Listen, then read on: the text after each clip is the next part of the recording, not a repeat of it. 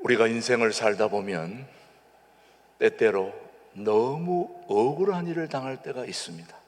말도 안 되는 그런 모함을 당하거나 또 억울한 일을 당할 때에, 그럴 때에 하나님이 딱 나타나서 걱정하지 마, 내가 너의 억울한 걸 다 알고 있다, 해결해 줄게, 딱 이렇게 한마디 딱 해주면 딱 좋겠는데, 우리 하나님은 입을 딱 다물고 침묵하고 계실 때 우리는 무척 힘이 듭니다.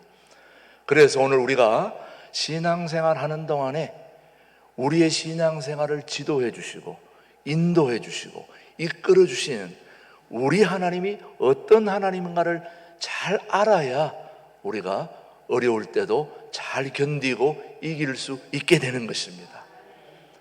우리 하나님은 어떤 하나님이냐? 우리가 억울해하고 힘들고 고통스러울 때 딱 나타나서 한 말씀 해주는 그런 하나님이 우리 하나님이면 너무 좋겠는데, 오늘 이사야서 말씀에는 어떤 하나님인가를 우리에게 가르쳐 줍니다. 이사야서 말씀을 우리 한번 같이 보시면서 우리 하나님이 어떤 하나님인지 시작. 구원자 이스라엘의 하나님이여 진실로 주는 스스로 뭐 하시는 하나님? 숨어 계시는 하나님. 아이고, 하나님이 뭐가 답답해서 숨어 계시겠습니까? 뭐가 두려워서, 뭐가 힘들어서 숨어 계시겠습니까? 때때로 우리 하나님은 숨어 계셔서 침묵하시면서 우리들이 하나님의 뜻이 어디에 있는가를 우리로 하여금 알게 해주시려고 가만히 숨어서 침묵하면서 우리 삶을 모두 지켜보고 계시는 그런 하나님이 바로 우리 하나님이십니다. 이걸 모르면 굉장히 힘듭니다. 그래서 하나님께서 가장 사랑했던 다윗이라고 여러분 아시죠? 다윗은 하나님의 마음이 합한 사람이었습니다. 그런데 그 다윗이 억울한 일을 당했던 그 말씀이 오늘 본문 시편 28편입니다. 오늘 시편 28편 초두에 보면 주님께서 뭐라고 말씀하셨냐 하면은, 하나님 앞에 너무 억울해서 부러질 때에도 주님이 응답해 주지 않았다는 거예요. 침묵하고 계셨다는 거예요. 오늘 다윗이 그렇게 얘기합니다. 저 악한 사람들은 악한 대로 그대로 보응받아야 됩니다 라고 기도했더니 하나님이, 그래, 내가 너 억울한 거 알고 있으니 저 사람들을 다 그냥 벌 주겠다, 이렇게 했으면 너무 좋겠는데 하나님은 입을 딱 다물고 계시는 거예요. 사람 한 장을 노릇이에요. 다른 분은 몰라도 내가 하나님 앞에 기도하면 그 기도는 좀 들어주셔야지. 근데 그 기도 안 들어주셨다는 거예요.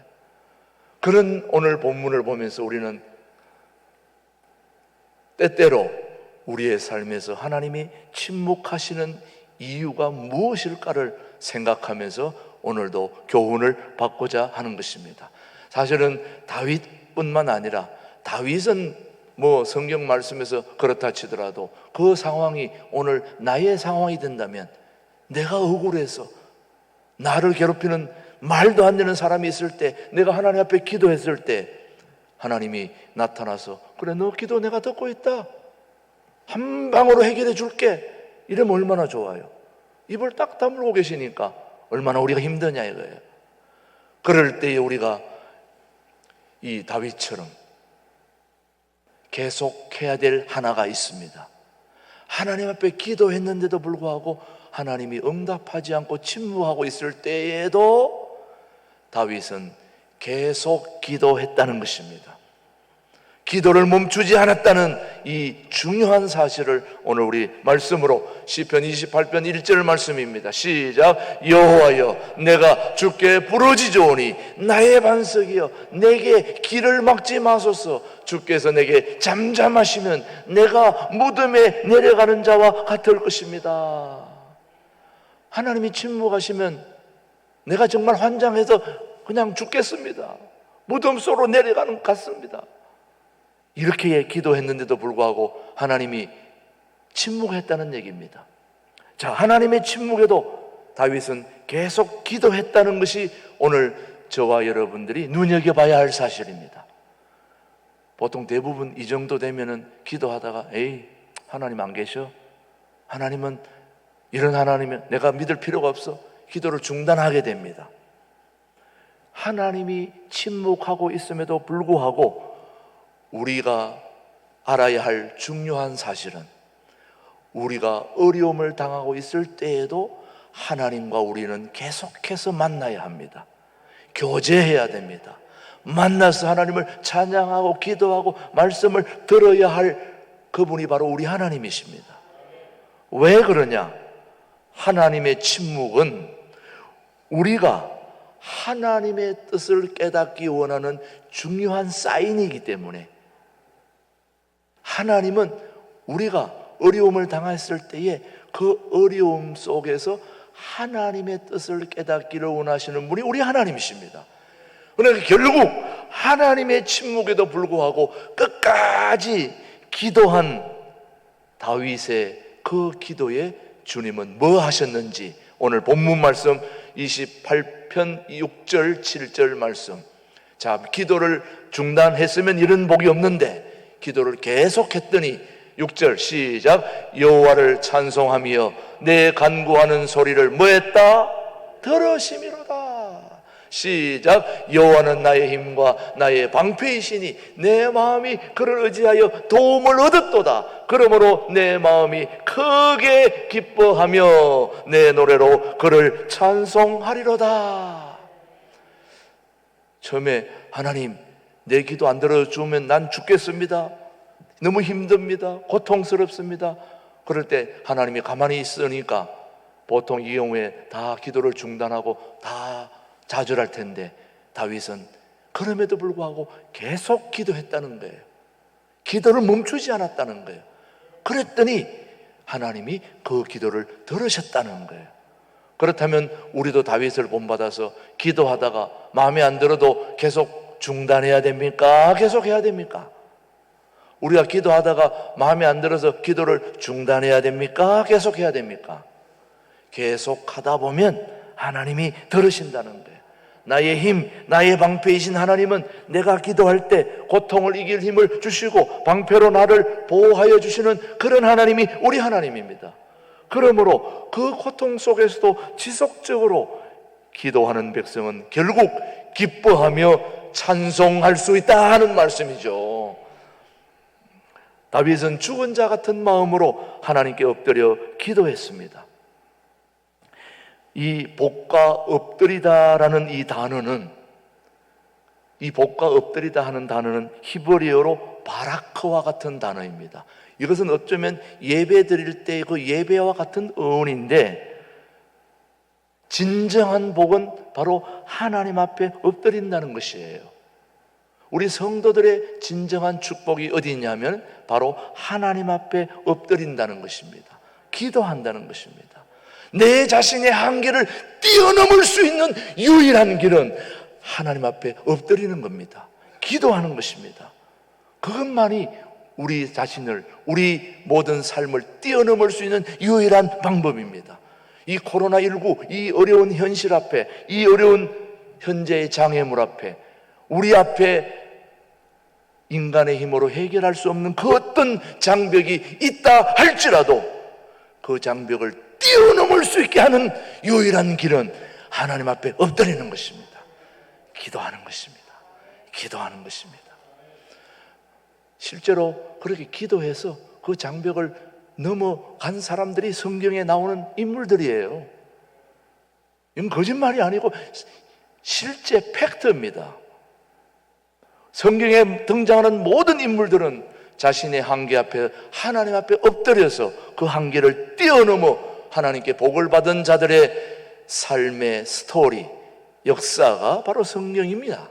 그러므로 우리는 성경 말씀을 그대로 본받으면 되는 것입니다.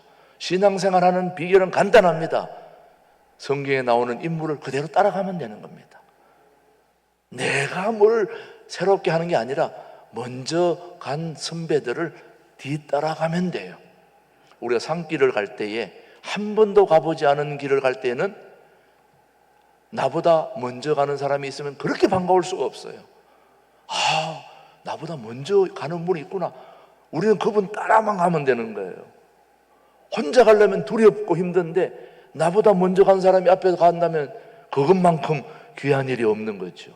성경에 이런 인물이 없어요. 성경 창세기부터 요한계시록까지 다 뒤져봐도 이렇게 복받은 분은 딱 한 사람이에요. 바로 동방의 의인인 욥입니다. 욥, 우리 한번 욥기 1장 1절 말씀을 우리 한번 보십시다. 시작. 우스 땅에 욥이라 불리는 사람이 있었는데 그 사람은 온전하고 정직하여 하나님을 경외하며 악에서 떠난 자니라. 정말 동방의 의인. 그 욥은 아들 7, 딸 3, 10남매, 엄청나게 자녀를 많이 낳아가지고, 저는 아들만 둘인데 딸이 없어가지고 딸 난 가정만 봐도 그렇게 부러울 수가 없는데 10남매, 아들 7, 딸 3, 얼마나 복받은 분입니까? 그러다가 거기다가 또 금상첨화로 부도, 재산도 엄청나게 많았고, 이런 동방의 의인이었던 그 욥이 하루아침에 자녀가 다 죽고 그 수많은 재산도 다 몰살 다 날아가 버리고 아내도 저주하고, 이런 어려움에 당해 보신 분들 계십니까? 이거 뭐 있을 수 없는 일입니다. 이런 고통 속에서 욥은 하나님 앞에 항변하듯 기도하지만, 하나님이 이럴 때 하나님을 그렇게 경외하고 하나님을 따랐던 욥이라면 하나님이 딱 나타나가지고 그래, 걱정하지 마, 내가 너한테 더 큰 복을 주겠어, 이렇게 했으면은 막 힘이 나고 어려움을 견딜 수 있을 텐데, 우리 하나님은 입을 꼭 다물고 계시니까 얼마나 힘들겠어요. 욥이 이렇게 힘든 욥에게 주님은 그 어려움 속에서 이런 답변을 주시는 것입니다. 침묵 속에, 오랜 침묵 속에 하나님의 뜻을 발견했는데, 그 뜻이 바로 욥기 42장 5절 말씀. 시작. 내가 주께 대하여 귀로 듣기만 하였사오나 이제는 눈으로 주를 배우나이다. 하나님이 왜 침묵하셨느냐?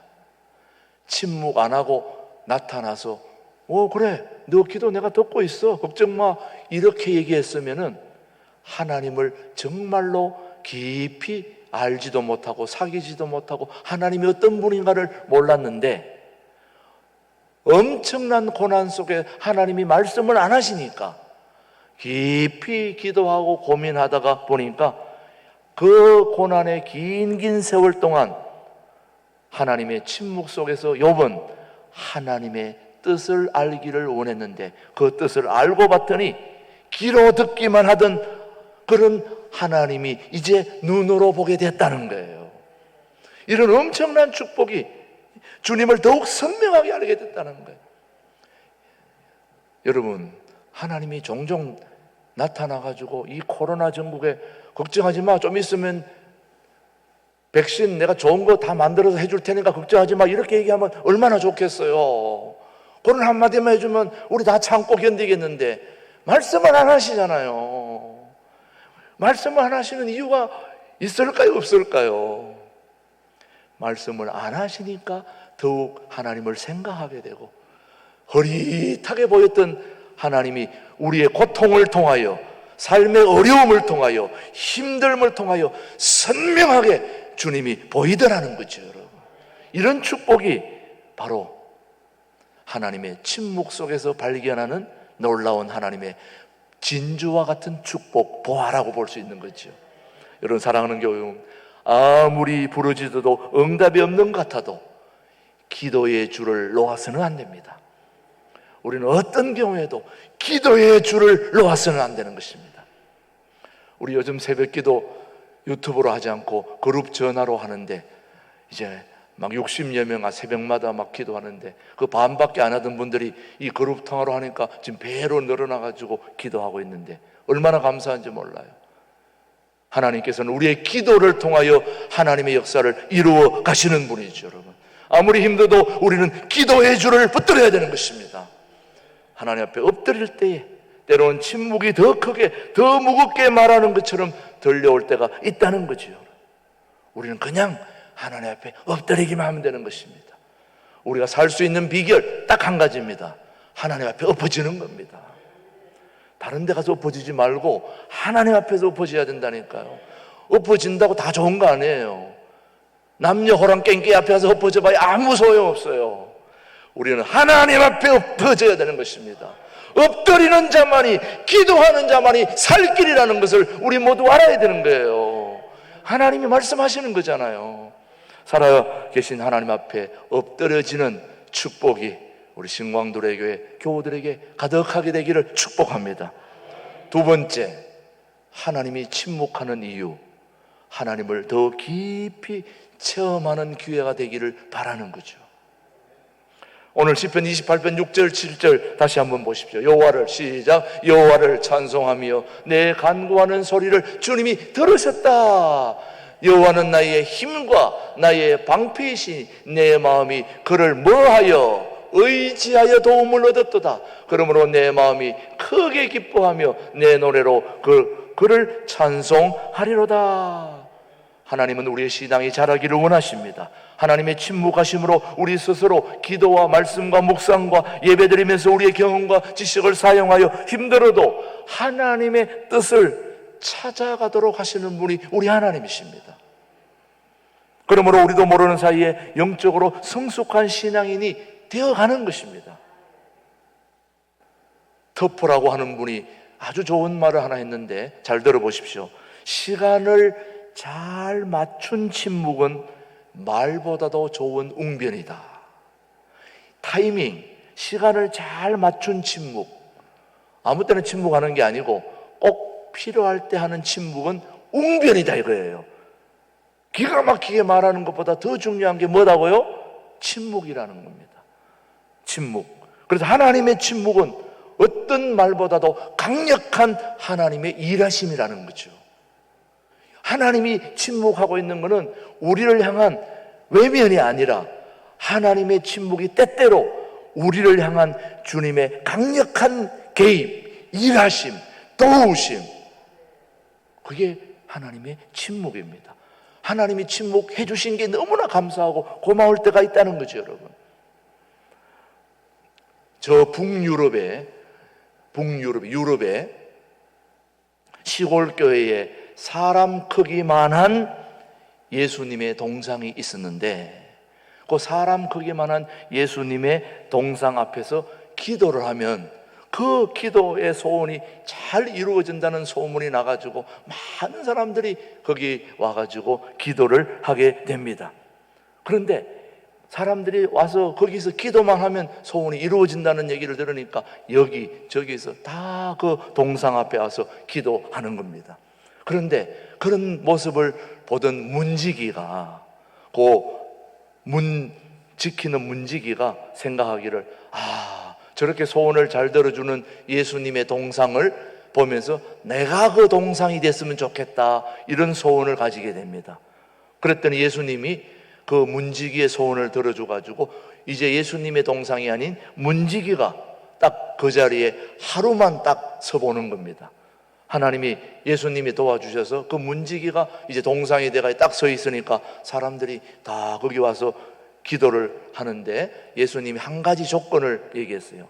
네가 하루 동안 이 동상이 되는 동안에 꼭 지켜야 할 것이 하나 있는데, 누가 와서 여기서 기도를 하더라도 너는 절대 대답해 주면 안 된다. 침묵해야 된다. 그 조건 하나 걸었습니다. 뭐 해야 된다고요? 침묵해야 된다. 그건 꼭 나와 약속을 해야 된다. 누가 어떤 기도를 하더라도 말해주면 안 된다. 그랬는데 이제 첫 번째 사람이 찾아왔어요. 기도하기를 첫 번째 사람이 찾아와서 기도했는데, 그 사람은 누구냐? 도박하는 사람이었어요.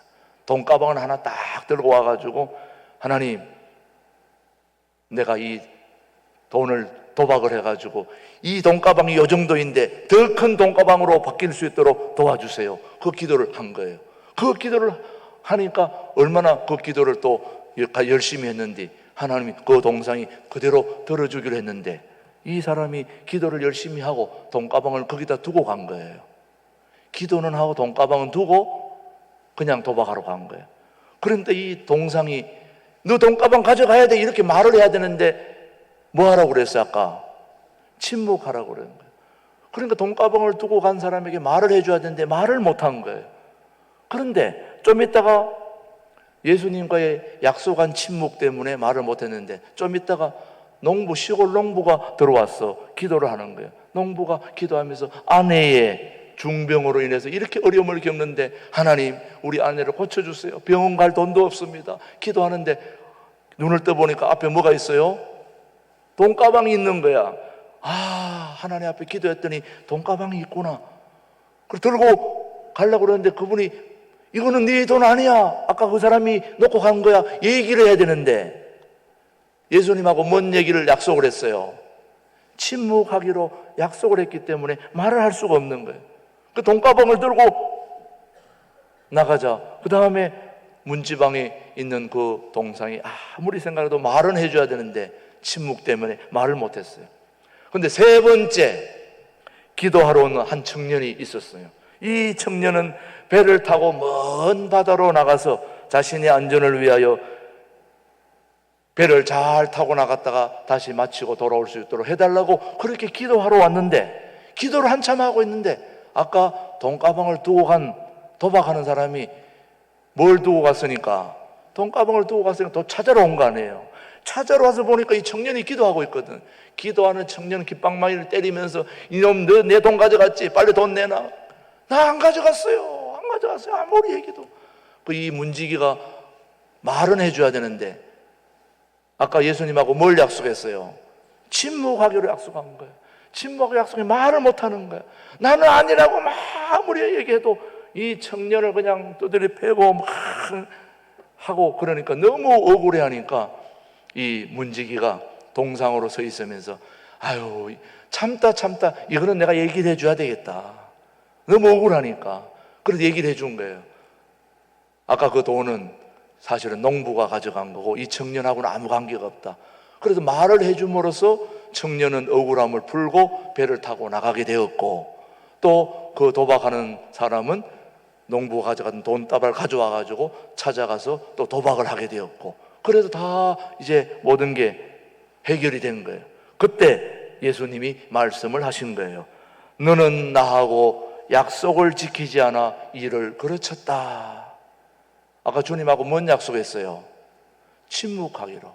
그래서 이 문지기가 하나님 그래도 제가 침묵을 지켜야 했지만은 침묵 안 지켰기 때문에 그래도 이 모든 일들이 해결되지 않았습니까? 그랬더니 그거 아니야. 예수님이 말씀하시기를 나는 잘못된 상황을 바로잡아서 평화를 이루었을 뿐입니다 하고 자기가 항변을 했지만은 예수님이 뭔 말씀을 하셨냐면은 너는 나와 약속을 지키지 않은 것만으로도 정말 잘못이 크다. 왜냐? 침묵했으면 더 좋은 결과가 있었을 것이다. 아까 예수님하고 약속할 때 침묵하면은 좋을 것이라고 했는데 결국 이 문지기가 약속을 안 지켜서 침묵 안 했기 때문에 자기는 그래도 좋은 일을 했다고 생각했는데 예수님 얘기를 한번 들어보십시오, 여러분. 너가 만약 끝까지 침묵을 했더라면 부자는 어차피 그 돈을 도박장에 가서 다 날릴 것이다.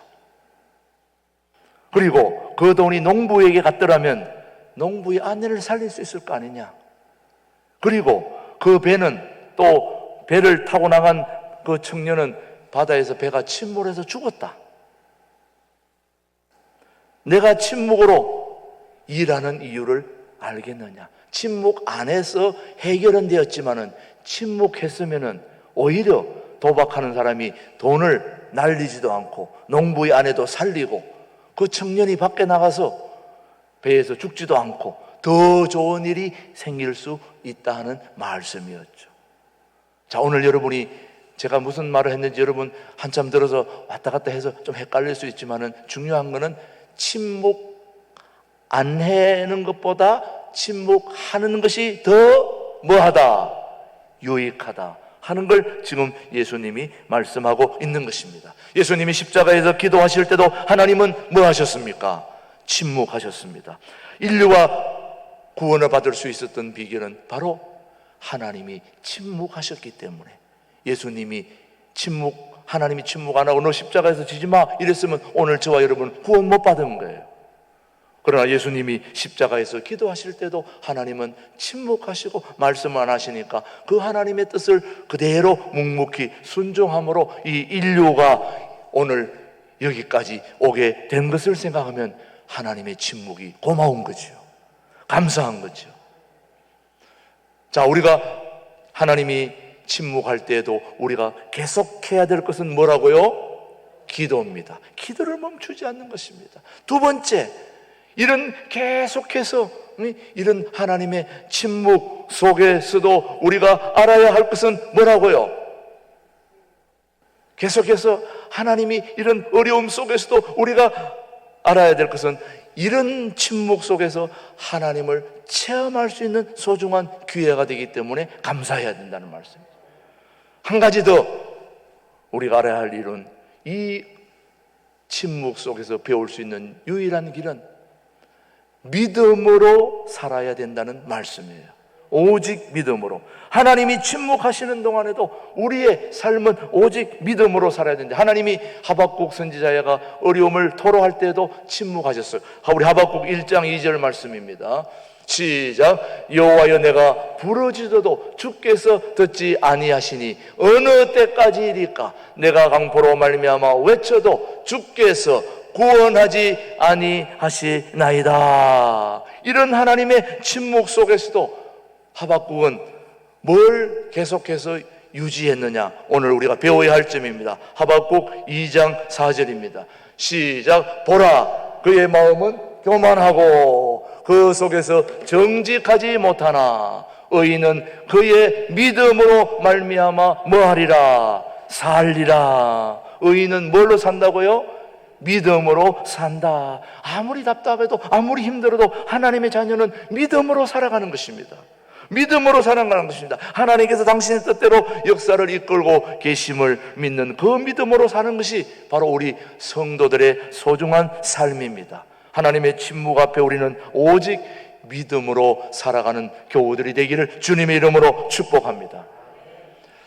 마크 밀러 교수라고 작곡한 나는 믿네, I believe, 나는 믿네라는 그 찬송을 보면은 그 노래가 바로 1945년 독일 유태인 수용소 지하실 벽에 발견된 낙서인데, 여러분 그 발견된 낙서 여러분 내용이 아실 거예요. 한 무명의 유태인이 죽음을 앞두고 벽에 써놓은 내용인데 한번 들어보십시오.